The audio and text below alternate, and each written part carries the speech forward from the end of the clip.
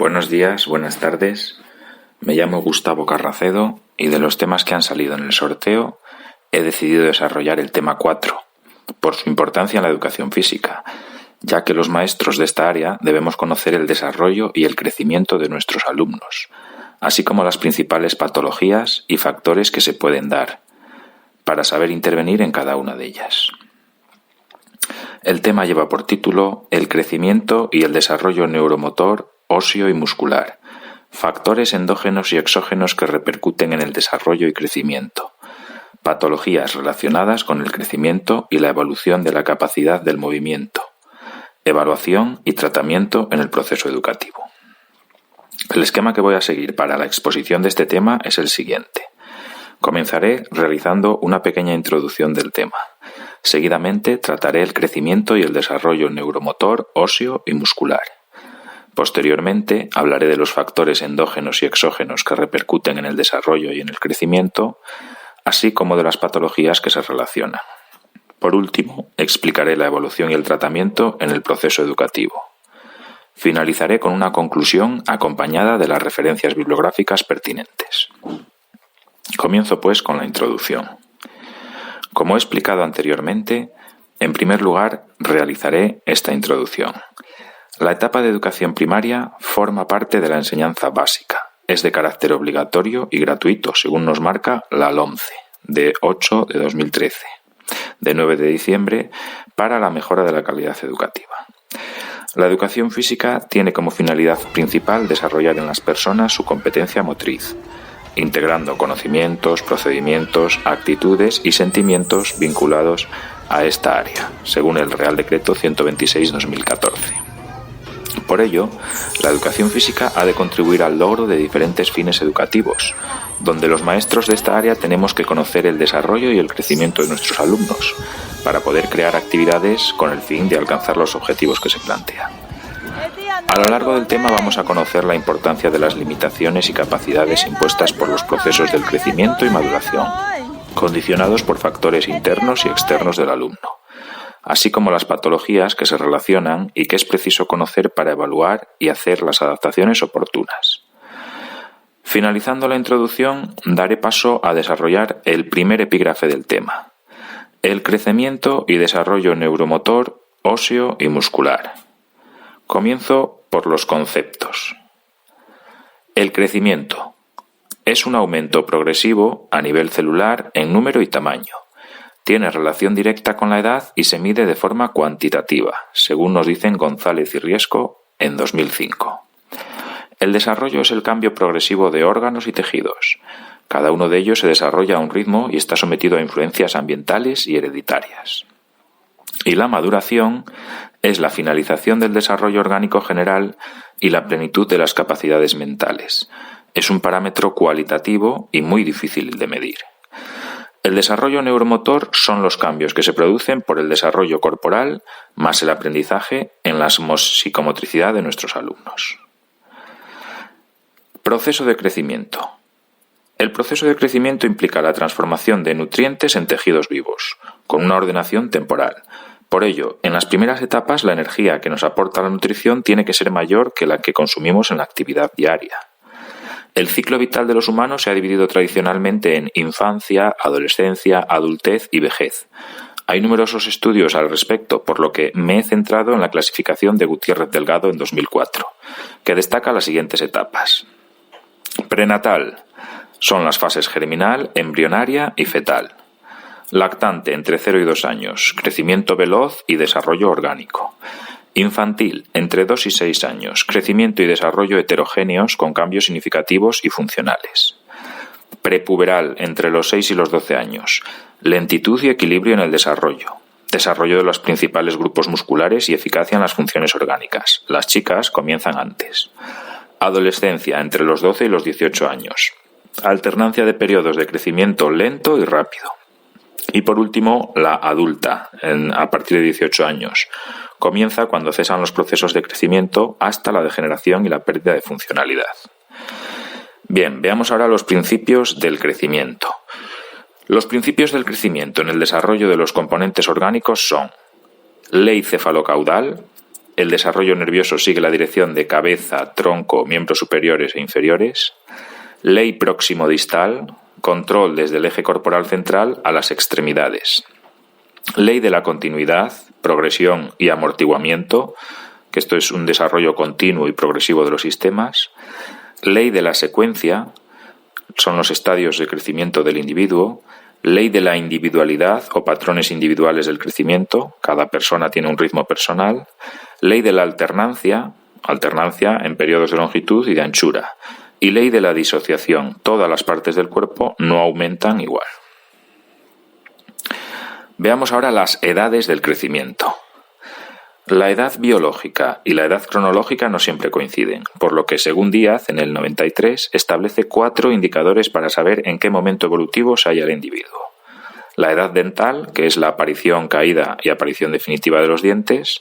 La edad sexual, que es la aparición de los caracteres sexuales secundarios, como el vello púbico, cambios de la voz, etc.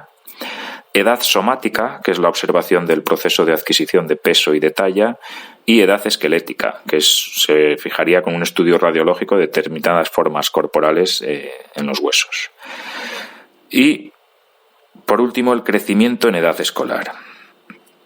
En el primer año de vida de las personas se produce un aumento de peso y talla de hasta 10 kilos y 20 centímetros respectivamente.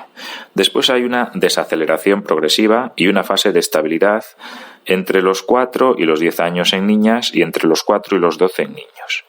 En esta etapa se produce un crecimiento armónico, entre 5 y 7 centímetros y 2 o 5 kilos al año, ligado a la maduración del sistema nervioso y de la lateralidad, a la consolidación del sistema corporal y a las capacidades coordinativas. Esto es imprescindible para los aprendizajes y desarrollos motrices posteriores. También se produce un desarrollo deficiente de la fuerza muscular y un leve aumento de la resistencia aeróbica. La etapa de 6 a 11 años es fundamental para establecer las bases del desarrollo de la velocidad, mientras que la flexibilidad va disminuyendo. Las diferencias entre sexos son constantes pero reducidas. Al final de esta etapa se producen cambios significativos físicos y psicológicos hasta la adolescencia.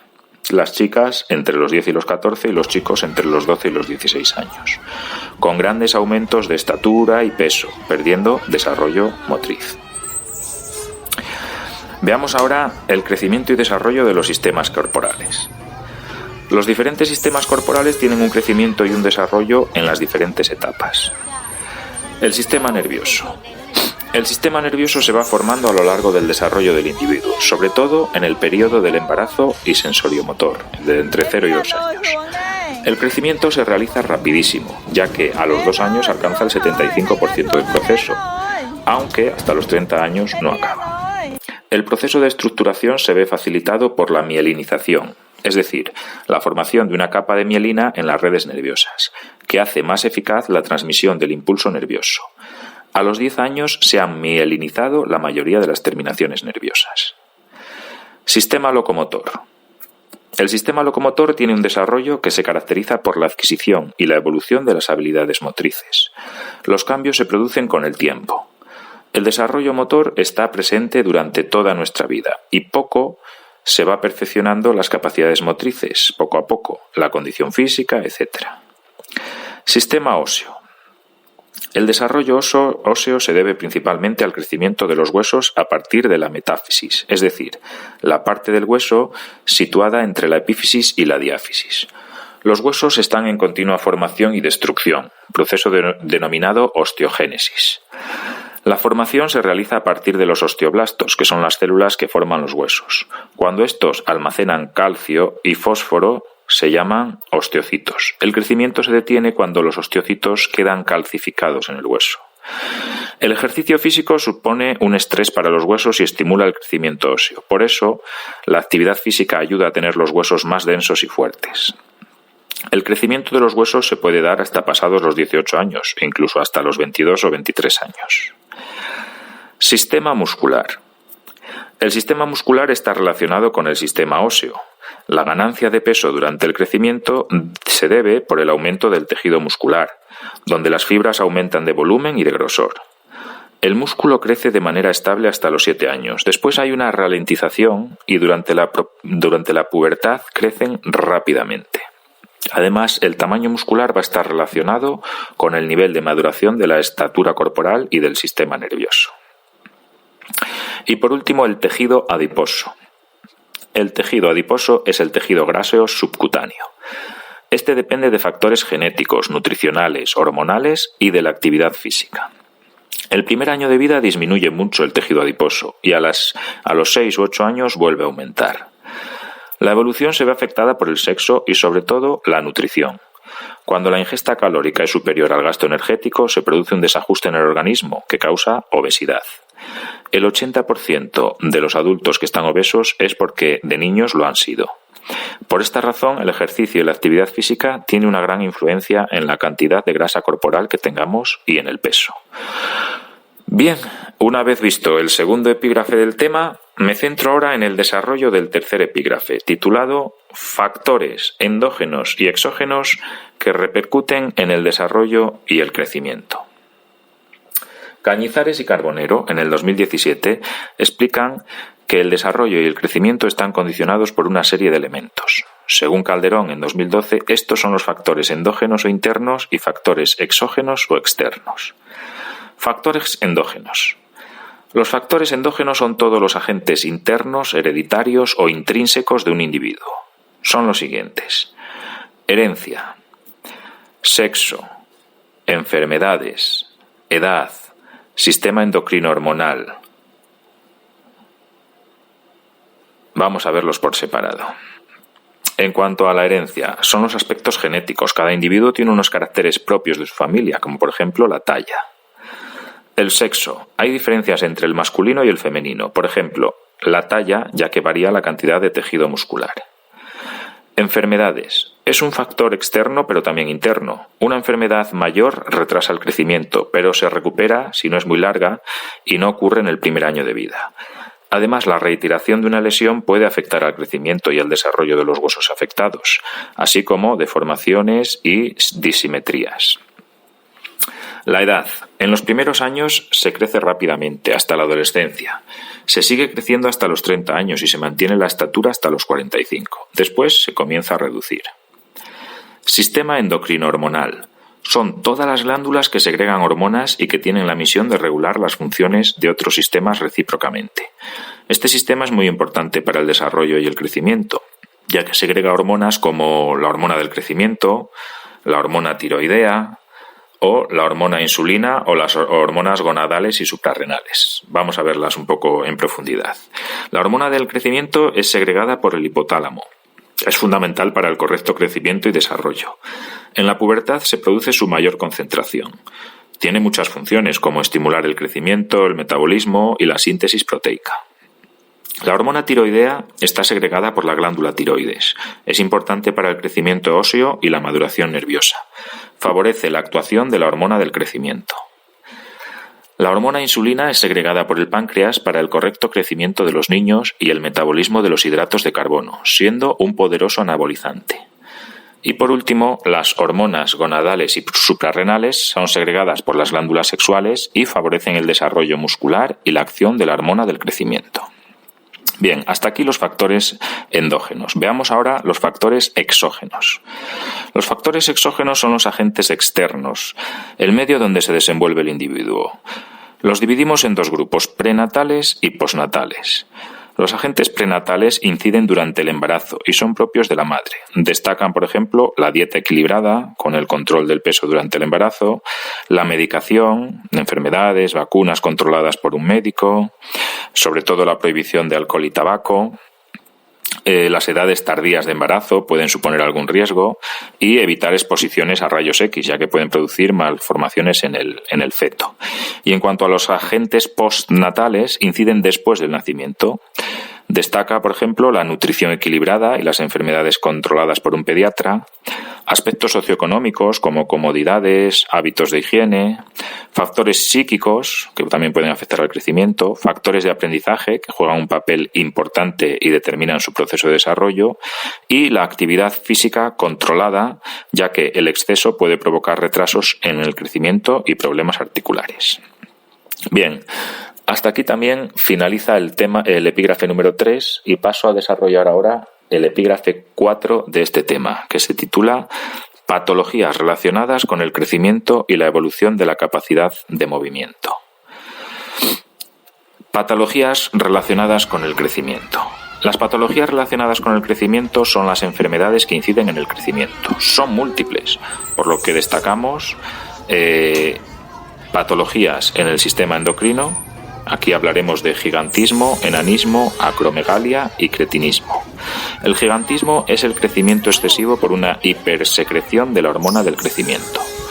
El enanismo es un crecimiento insuficiente, menos de 127 centímetros, por insuficiencia de la hormona del crecimiento. La acromegalia es un tumor de la hormona del crecimiento donde no se aumenta de talla, pero sí los tejidos y los órganos.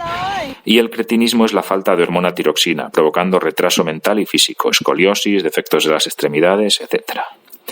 Bien, veamos ahora en un segundo apartado patologías relacionadas con la nutrición. Tenemos la obesidad, la anorexia, el raquitismo, la bulimia. La obesidad es el exceso de grasa corporal por factores genéticos, endocrinos y metabólicos. La anorexia es un trastorno en la conducta alimentaria, produciendo delgadez por falta de apetito. Tiene un componente psíquico significativo. El raquitismo es la enfermedad causada por malnutrición y falta de vitaminas. Y la bulimia es un desorden en la conducta alimentaria. El individuo come continuamente y lo vomita de forma voluntaria.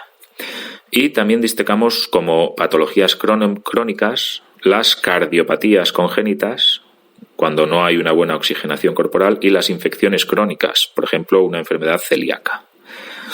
Bien, veamos en un segundo apartado dentro de este epígrafe la evolución de la capacidad de movimiento.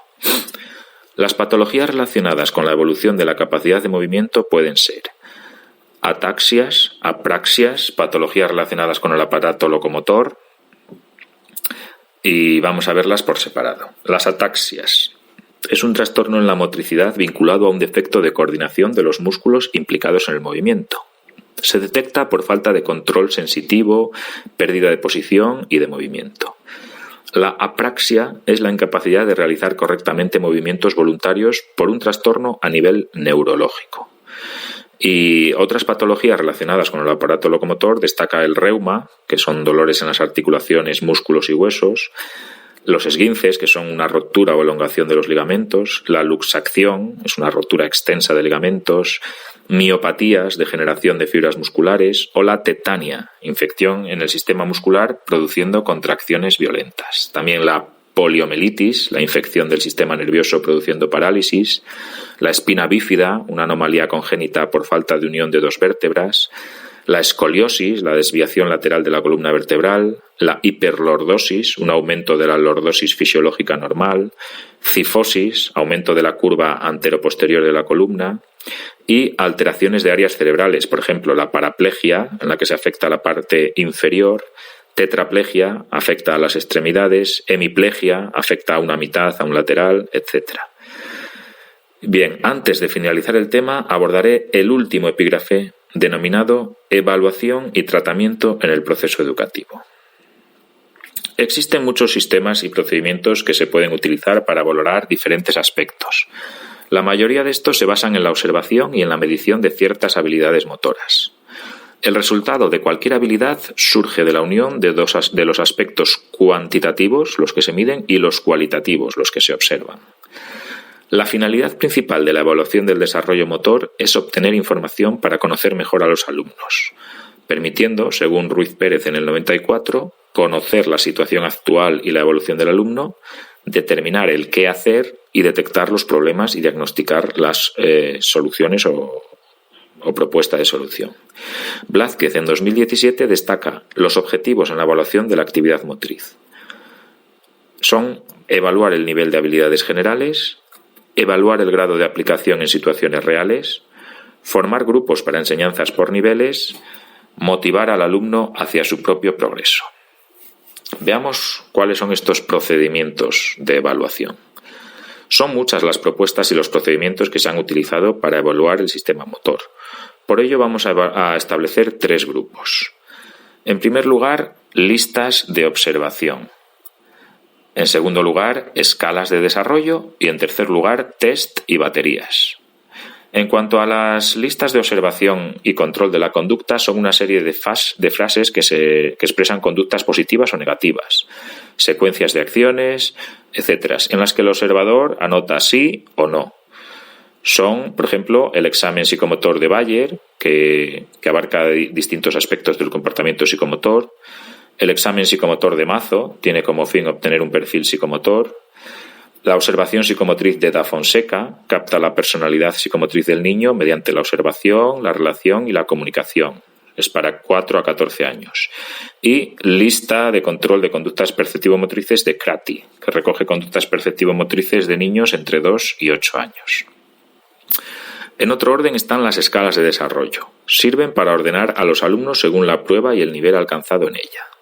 Destacamos la escala de Gesell, de desarrollo infantil, hasta los 6 años, abarcando áreas verbales, motrices, y la escala de Brunet-Leysen, de desarrollo motor, que estudia el desarrollo psicológico del niño en relación con diferentes prácticas motrices.